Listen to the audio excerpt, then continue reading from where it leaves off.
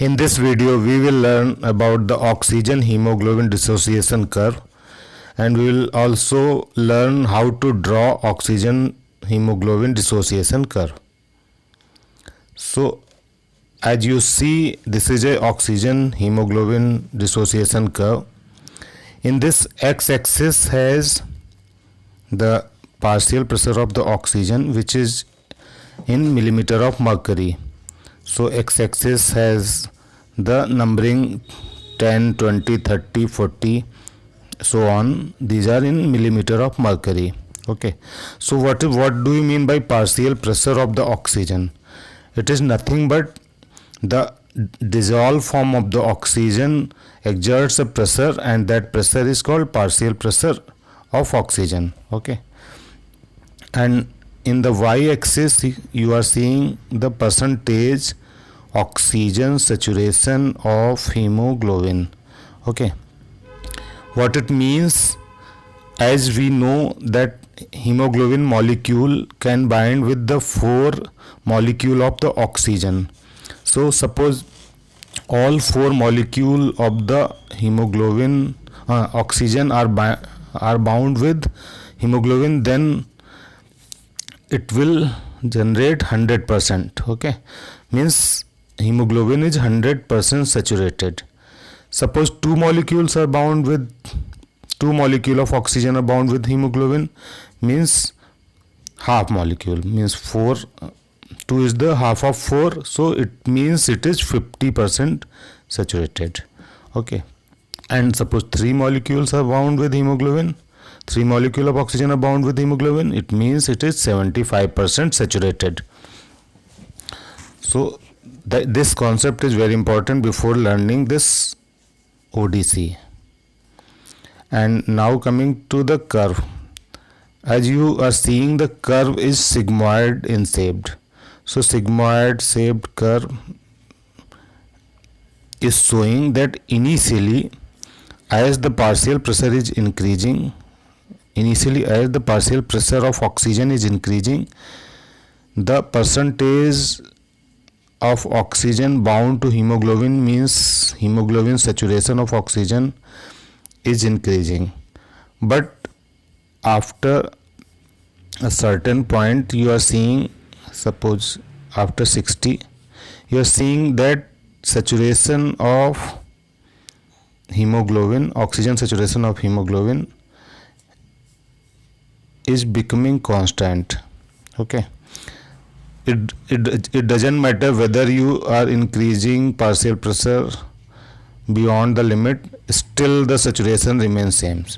So you can say that after 100 millimeter of mercury, where near about 99.6% of the hemoglobin is saturated with oxygen, even further increasing the partial pressure of oxygen will not increase the binding capacity of hemoglobin. Okay, so from this diagram we learn this, but we have to also learn how to draw this diagram, and we have to learn some important values. Okay, so in next slide we will learn how to draw. So in x-axis what was there? X-axis was having partial pressure of the oxygen in millimeter of the mercury. In y-axis what was there? Saturation of hemoglobin with the oxygen. So percentage oxygen saturation of hemoglobin is the y-axis.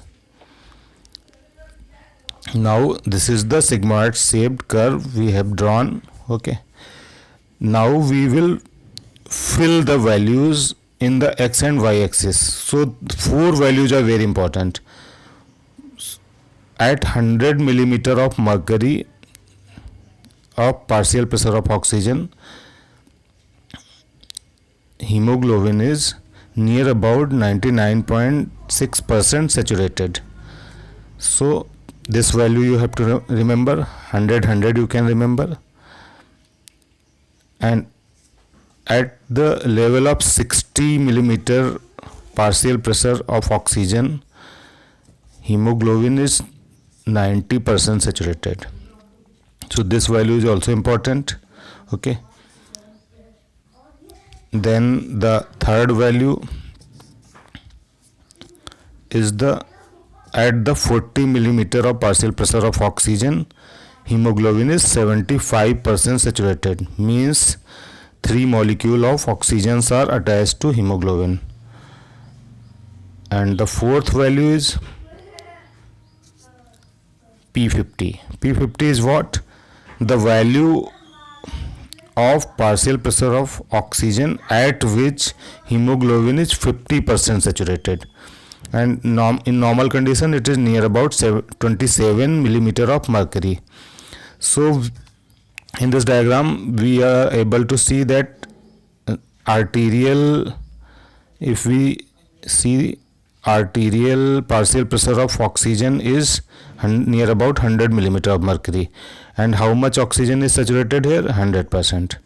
And venous partial pressure of oxygen is 40. So how much oxygen hemoglobin is saturated here? 75%.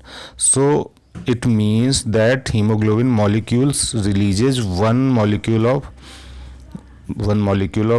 oxygen at the level of tissue, and that so that venous side has 75% saturation of the hemoglobin. So I think we learned the concept. We have to remember 4 values, that at 100 millimeter of mercury saturation is near about 99.6, or you can remember 100. At 60 millimeter of mercury of partial pressure of oxygen, hemoglobin is 90% saturated. At 40 millimeter, 75% saturated, and at 27 millimeter of mercury it is 50% saturated. So this is the simplest way to draw the oxygen hemoglobin dissociation curve in the exam. Okay, so for next video we will also learn the shifting of the curve, right side shifting or left side shifting. So thank you, and wait for the next video.